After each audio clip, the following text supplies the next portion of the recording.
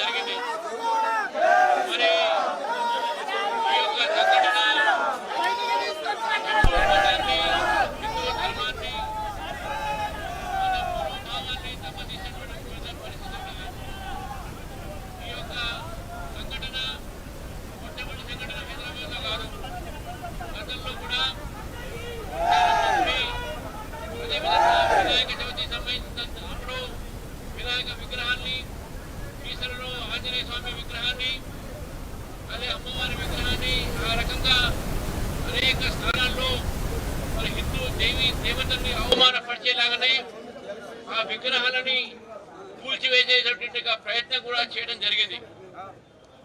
కాంగ్రెస్ ప్రభుత్వం వచ్చినప్పటి నుంచి తెలంగాణలో హిందువులపై దాడి, అదేవిధంగా హిందూ దేవాలయాలపై దాడి, హిందూ భూములపై కబ్జా ఇవన్నీ జరుపుతా ఉన్నారు. నిజంగా మన స్పష్టంగా ఈ యొక్క గుడి ముందు సీసీటీవీలో 8:30 గంటలకి ఇద్దరు వచ్చి ఈ మలమూత్రం చేసి టోపీ వేసుకొని వాళ్ళ బట్టలు ఉతుక్కొని వాళ్ళ ఒంటిని ఉడుక్కొని దేవి మెయిన్ రోడ్ మీద అటువంటి ధైర్యం ఉంది అంటే, ఆ ధైర్యంగా చేశాడంటే అది మామూలు సంఘటన కింద తీసుకోవద్దు.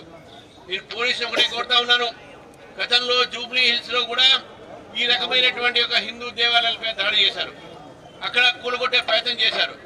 ఇక్కడ ముత్యాలమ్మ గుడిలో కూడా ఒక విగ్రహాన్ని అక్కడ కూల్చి అక్కడ ధ్వంసం చేశారు. ఈసర్లో కూడా జరిగింది. ఈ రకమైన సంఘటనలు రోజు రోజుకు పెరుగుతూ ఉన్నాయి. కాంగ్రెస్ పార్టీ ప్రభుత్వం వచ్చినప్పటి నుంచి హిందూ దేవాలయ పైన, హిందువుల మనోభావాల పైన దాడి జరుగుతూ ఉన్నది. ఈ సంఘటన చిన్న సంఘటన కింద కాదు, ఇది కేవలం ఒక ఆర్గనైజ్డ్ గా ఒక పథకం ప్రకారము ఈ సంఘటనలు జరుగుతూ ఉన్నాయి.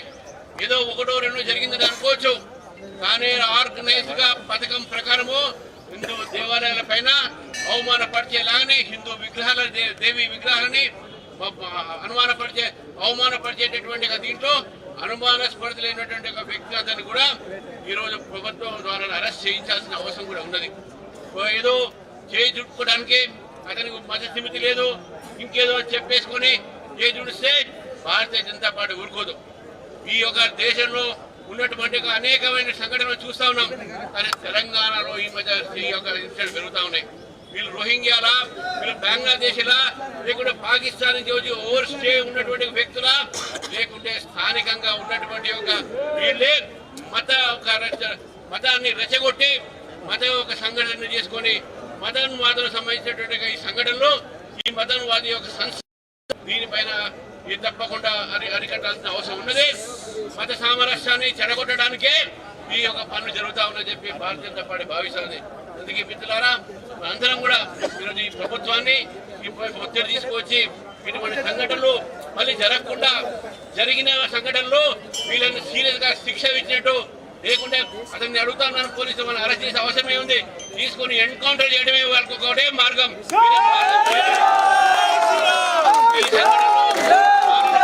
చెప్పుకొని మన ప్రభుత్వం డబ్బులు వేస్ట్ చేయకండి, వాళ్ళకి జైల్లో తిండి పెట్టి మన డబ్బులు వేస్ట్ చేయకండి.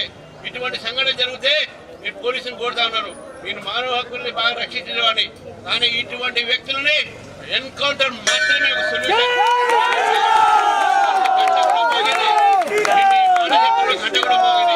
కాబట్టి నేను కోరుతా ఉన్నాను పోలీసులు కూడా, ఇవన్నీ కూడా చేస్తున్నటువంటి ఒక వ్యక్తి చేసింది కాదు, ఇది ఒక సంస్థ చేసింది విషయాన్ని గుర్తుపెట్టుకోవాలి. దీని వెనక ఎవరున్నారో కూడా గుర్తుపెట్టుకోవాలి. దీని వెనక ఎవరు చేస్తున్నారో ఎందుకు చేస్తున్నారని కూడా గుర్తుపెట్టుకోవాలి. కాబట్టి మిత్రులారా, మన ఐక్యతంతో ఉంటేనే మన గుడ్లను మనం కాపాడగలుగుతాం, మన ఐక్యతంతో ఉంటేనే మన ఒక ధర్మాన్ని కాపాడగలుగుతాం, మన ఐక్యతంతో ఉంటేనే మన దేశాన్ని కాపాడగలుగుతాం. బంగ్లాదేశ్ లో జరుగుతున్న హిందువులపై దాడిని కూడా మేము ఖండిస్తా ఉన్నాం.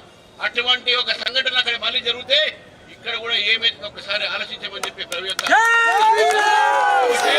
బంగ్లాదేశీయులు ఇక్కడ ఉన్నారు, రోహింగ్యాలు ఉన్నారు, పాకిస్తాన్ ఓవర్స్టేగా ఉన్నారు, వాళ్ళని కూడా వేర్చి దిద్దాల్సిన వారికి పంపించాల్సిన అవసరం కూడా ప్రభుత్వం ఈ యొక్క రెస్పాన్సిబిలిటీ తీసుకోవాలి, ఈ బాధ్యత తీసుకోవాలని చెప్పి తెలియజేస్తూ, మరి మీ అందరూ కూడా ఈ యొక్క దీంట్లో మాట్లాడినందుకు మీ అందరూ ఆశీర్వాదం చేస్తా ఉన్నారు. మీతో నా సాంఘీభావం ఉంటుంది, మీతో నేను ఉన్నానని చెప్పి కూడా తెలియజేస్తూ పోరాటం కంటిన్యూ చేస్తాము. ఇక్కడ కాదు, మొత్తం రాష్ట్రంలో అనేక కూడా మనం ఆ సంఘటనలన్నీ కూడా మీద కూడా విచారించాల్సిందిగా మీరు డిమాండ్ చేస్తా ఉన్నారు. ధన్యవాదాలు. రాష్ట్ర బీజేపీ అధ్యక్షులు శ్రీ ఎన్ రామచంద్రరావు గారికి ధన్యవాదాలు. మనతో కూడా రామచంద్రరావు గారు ఉంటామని మాటించారు. మనకు న్యాయం దొరికే వరకు, వారికి శిక్ష పడే వరకు, వారికి శిక్ష పడేంత వరకు కూడా మనతో పాటు మన రామచంద్రరావు గారు ఉంటున్నారు. విజయ దుర్గ కట్టమైసమ్మ తల్లికి, విజయ దుర్గ కట్టమైసమ్మ తల్లికి, విజయ దుర్గ కట్టమైసమ్మ తల్లికి.